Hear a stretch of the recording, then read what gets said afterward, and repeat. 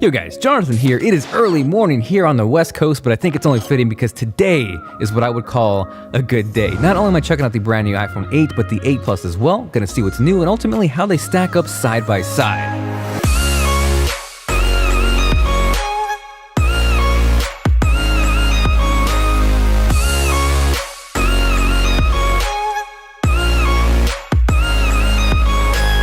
Now before I hop in, what would an unboxing be without a giveaway? So if you're excited for that, let me know by dropping a like down below. Huge shout out to 23andMe where you can discover more about yourself through DNA for sponsoring this unboxing and giveaway. Because of that, you have a chance to win either an iPhone 8 or 8 Plus. The choice is yours. Definitely make sure you're subscribed, and for the complete details on how to win, check out the link below. Now I'm sure most of you out there have seen an iPhone unboxing or two, but if you haven't and this is your first time, I'm gonna throw a virtual high five your way and we're gonna experience this together. Inside the box, you have the USB wall charger and lightning cable, a wired pair of lightning ear pods, not AirPods. I am super used to saying that by now. And just in case lightning ear pods aren't your thing, on the flip side, you do get a lightning 3.5mm audio adapter so you can use any pair of headphones. So now that we got the accessories out of the way, we are here for what we all came for, the iPhone 8 and the 8 Plus. This here is the gold iPhone 8 Plus along with the silver iPhone 8. And I gotta say, between all the colors across the board, including the iPhone 10, I think the gold is my favorite by far. Something about it that just screams classy, and I think the word that comes to mind with the gold iPhone is creamy, and because of that,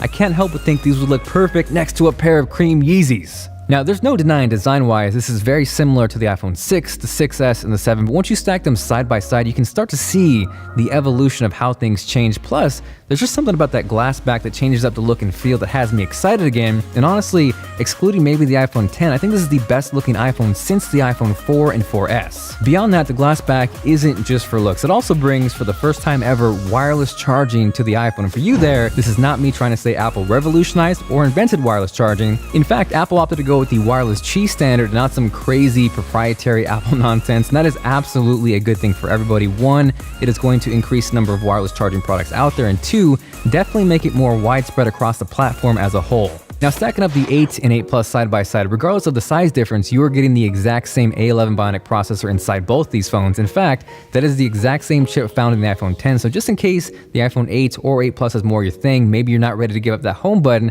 it's nice to know you're not sacrificing performance across any of these. Now, if those are simply just numbers to you and it doesn't mean anything, to put things into perspective, that is on par with a 13-inch MacBook Pro, which is nuts to think about. Because of that, I am definitely gonna see how it stacks up side by side against that MacBook Pro, a Galaxy S8, and if there's anything you wanna see it compared to side by side, let me know with a comment down below. Now, as far as the displays go, while size or the resolution hasn't changed on these phones, what's new is True Tone display. It's a little hard to show off through video. I think I have an idea of how to do it. It's just gonna take a little bit longer, so stay tuned for my full review. But essentially, it is this real-time adaptive white balance for your display, so no matter what the lighting conditions are, you're gonna have a better representation of what those colors are. So again, while the screen size or resolution hasn't changed, the iPhone 8 features a 4.7-inch display with a resolution of 1334 by 750, whereas the iPhone 8 Plus is a 5.5-inch display with a 1920 by 1080p display. Now, as far as what that extra screen real estate equates to, taking a look at 23andme.com, you can see on the iPhone 8 Plus, we see two entire sections, whereas on the iPhone 8, we would clearly have to scroll up. From there, jumping into their Neanderthal ancestry section, and yes, if you've ever wondered to yourself how much Neanderthal DNA is part of me, that is something they offer. But regardless,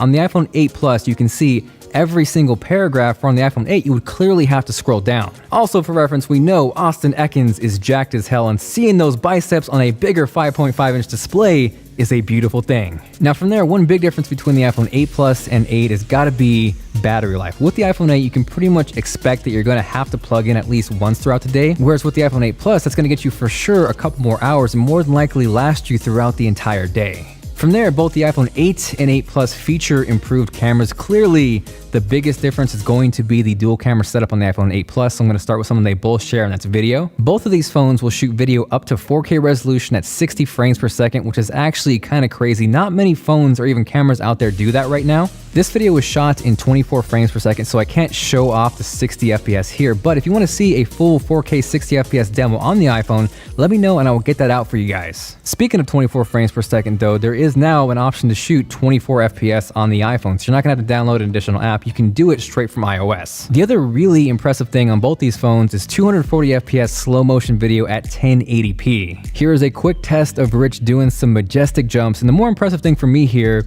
is actually lighting here wasn't that optimal. It was getting closer to dark, so there wasn't a ton of light, but it still performed really well. I'm definitely going to be doing some more tests both on the 4K 60 side and the 240 FPS slow motion, but regardless, initial impressions on the iPhone 8 and 8 Plus, this is one of the most underrated features. From there, jumping into picture quality, this was shot on the iPhone 8 Plus, but it's using the main wide-angle lens, so it's something you can expect the exact same results on the iPhone 8 as well. Same thing here as well, and I love this picture here because of the dynamic range. Everything is sharp, we don't lose the dark areas, you can see how the color of those bike racks pop, and lastly, the sky. We can see the blue, we can see the clouds, and nothing is blown out. Now from there, jumping into more of a lower light situation, this was one of my favorite shots. Everything holds together really nicely even though it was getting dark. I particularly like the roll off here, straight from the camera and no artificial depth added at all. From there, this was pretty much right after sunset, so it's getting pretty dark here. And yeah, you can definitely see a little bit of noise towards the street on the bottom side of the picture, but it's nice to retain both the shadows, the sky, you can really see that orange, and overall, I really like this picture. Now, as far as what advantage that dual camera on the iPhone 8 Plus gets you over the 8, here is a shot on the wide angle lens on the iPhone 8 Plus, and then here is another shot using the telephoto lens at the exact same distance apart. We then, of course, have portrait mode, which is by far one of the best and most enticing features of the 7 Plus, and it is no different here with the 8 Plus. What's also cool with the iPhone 8 Plus beyond portrait mode is what Apple is calling portrait lighting, which is really kind of crazy. What it does essentially is allows you to manipulate different lighting environments through both hardware and software. I've talked about this before, but what's awesome is you can do this both while you're taking the photo or even adjust it after if you didn't take it in the first place. So I think as good as portrait mode was on the iPhone 7 Plus with the improved optics and of course portrait lighting, not only is it more fun,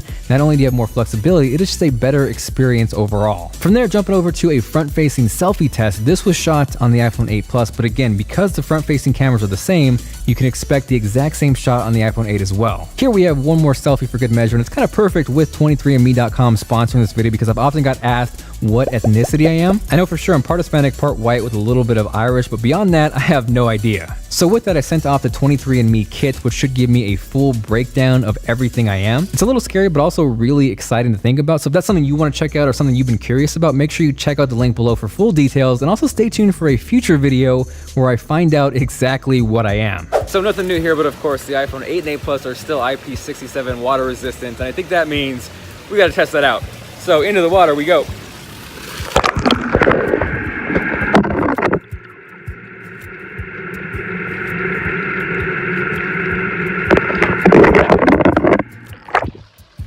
Looks good, it's clean, it's still recording, and I'm also curious to see, this is also a pretty good low light test. It's about 7:15. The light is getting sucked away pretty quick. So let me know what you think of the quality with a comment down below. Next from there, kind of utilizing both the cameras and the processing power of the iPhone 8 and 8 Plus, this was really kind of my first time to truly play with AR. I got a chance to mess around with Sky Guide, which is kind of amazing. It utilizes the compass with the cameras and augmented reality to give you this real-time look into the sky. It is kind of crazy. I think by far the most impressive thing for me wasn't how fast or how instant everything was. It was the fact that it could react and adapt to your environment in real time. So if you notice, if you look behind the tree, the text is actually sitting behind there, which is bonkers. So all in all, while I think the iPhone 10 is definitely the phone most people are waiting for, the iPhone 8 and 8 Plus still have a lot of really attractive features. You saw the power, the performance, the cameras, you have water resistance, wireless charging, and maybe you're not ready to give up that home button. That is something that is still here and readily available on the iPhone 8 and 8 Plus. Definitely gonna spend some more time with it, so if you have any questions or there are features you want covered more extensively, let me know with a comment down below. Aside from that, thank you guys very much for watching. This is Jonathan, and I will catch you guys later.